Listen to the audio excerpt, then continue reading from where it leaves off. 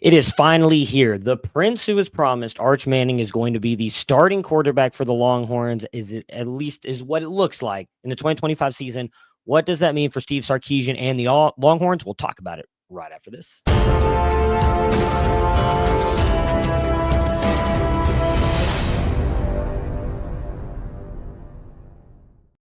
If you like what we are doing here at Campus to Canton, please consider hitting that like and subscribe button. We are trying to get to 5,000 subs before the start of the college football season so we can continue to spread the good word of college fantasy football all around the world.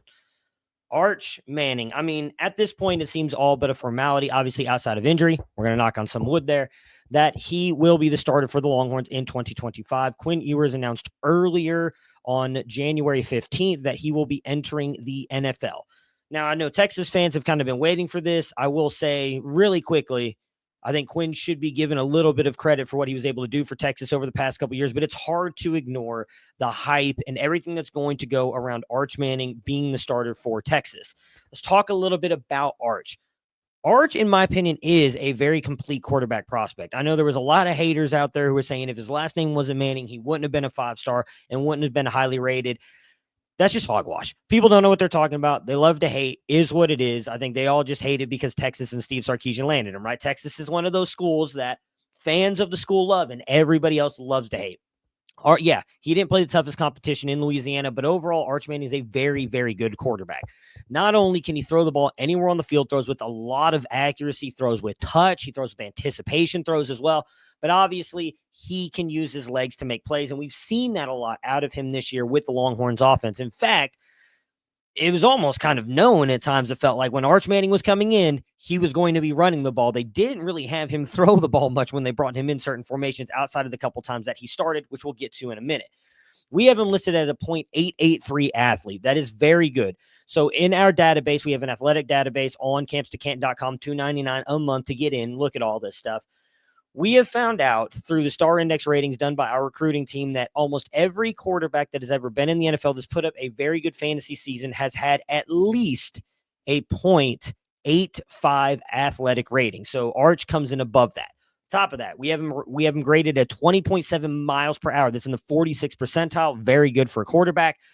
The one area where it looks like he lacks, as of at least right now, but I think might have improved in his time at Texas, is his velo. We do measure at Campus to Canton how hard and far quarterbacks can throw the ball. We have him at a 52 velo. So anything from 53 to 55 is about the average quarterback arm. 60 plus is elite. And the highest we've ever graded out of high school is Josh Allen at a 63.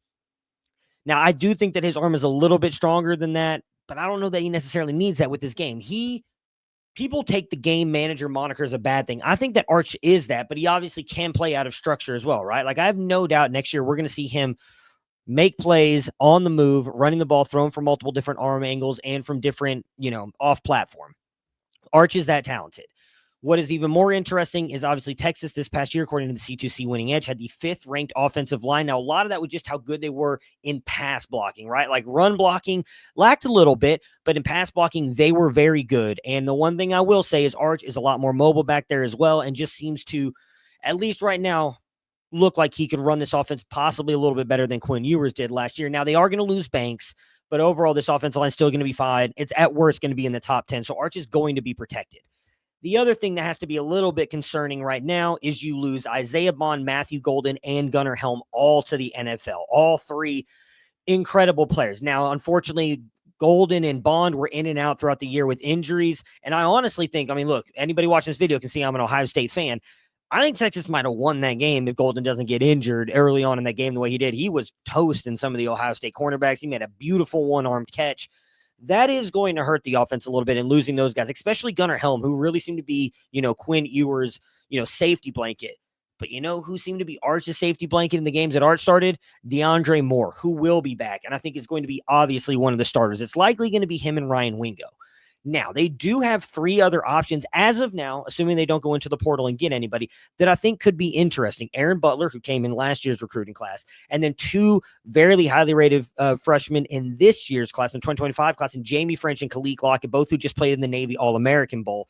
Jamie French, we have at a .77 athlete. We have him at 21.2 miles per hour. That's in the 65th percentile, and he comps in our database to Chad Johnson. That right there, right, sends Sends alerts off for Texas fans. That's exciting.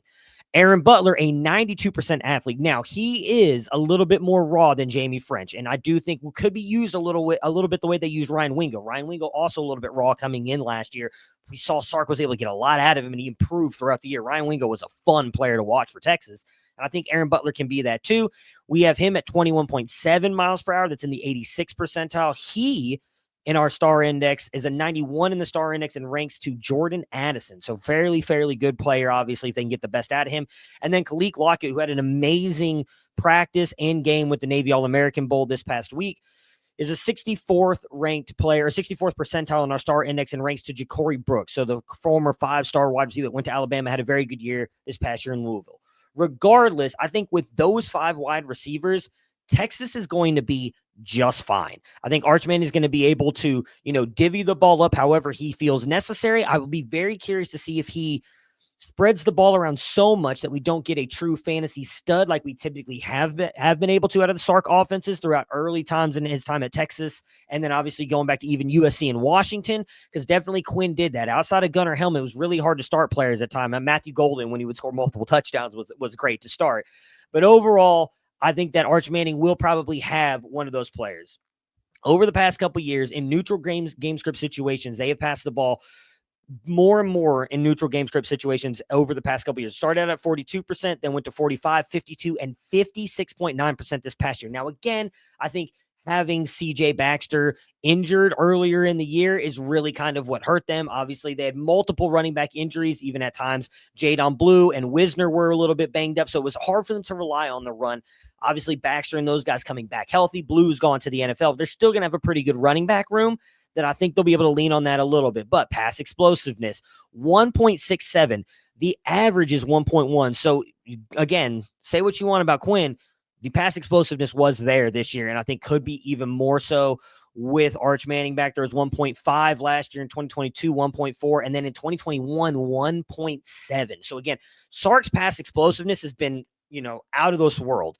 So Texas fans have that to be excited about. And the success rate, 44%, 46%, 46%, and 43% over the past couple years. So we know this offense is going to be humming, and it's going to be, Arch is going to be able to pass the ball well. And I do think, there's been a lot of crap talked about Texas and what happened this, past season with them not, in losing that game to Ohio State and not making it to the national championship. Everybody talks about, well, it was set up for them, right? It was set up so easily.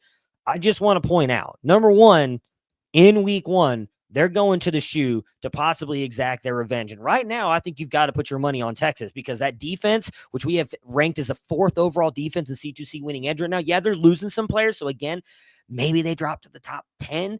Ohio State's losing a lot of their players on defense and offense. And it's going to be Arch Manning versus like Julian Sayin at quarterback. Give me Texas and Arch in that matchup, even going up to the shoe. Then they get San Jose State, UTEP, Sam Houston. There's a real good shot. They're starting off the season 4-0. Then they go to Florida. I mean, yeah, they're gonna have to play DJ Lagway. I think he's a really good quarterback. I think him and Arch are in the discussion for the top 3 quarterbacks in college football right now. I think Texas can win that. Then you get the Red River Shootout. I mean, Oklahoma, let's just be honest here, folks, they're good as dead. Granted, it's a rivalry game. It's always typically going to be close outside of the year that they were like running the Wildcat and Texas destroyed them. But I think Texas gets that game. They get Kentucky, Mississippi State, Vanderbilt. I think they win all those games pretty easily as well. So then they hit the bye week, and then they get Georgia, Arkansas, Texas A&M. Not worried about Arkansas or Texas A&M, especially them getting Texas A&M at home. The Georgia game is going to be the big one again this year. Here's the difference. They're losing a lot of their defensive players, and they're going to be starting Gunnar Stockton at quarterback, who, looked okay in the playoff game. But again, I think when you're looking at it, you're looking at the teams, and you're like, what quarterback can I lean on to win you a game? I'm taking Arch Manning over Gunnar Stockton right now. So we're again talking about there's a realistic chance that Texas could be going into the SEC championship for the 2nd year in a row. 2nd year in the SEC, 2nd year in a row going into the SEC championship, possibly undefeated this time. Look, Sark's got this program rolling. I am truly excited to see what Texas does next year. I think that the Longhorns have it all in front of them. They should easily be one of the favorites, if not the favorite, to win the championship in 2025. And I think most likely, I don't know that they'll be the unanimous number 1 team in the nation, but after the national championship is done and all the rankings come out, or whenever we get to 2025 and they do the preseason rankings, I think Texas is going to be number one over everybody. Doesn't matter who wins the national championship on Monday between Ohio State and Notre Dame.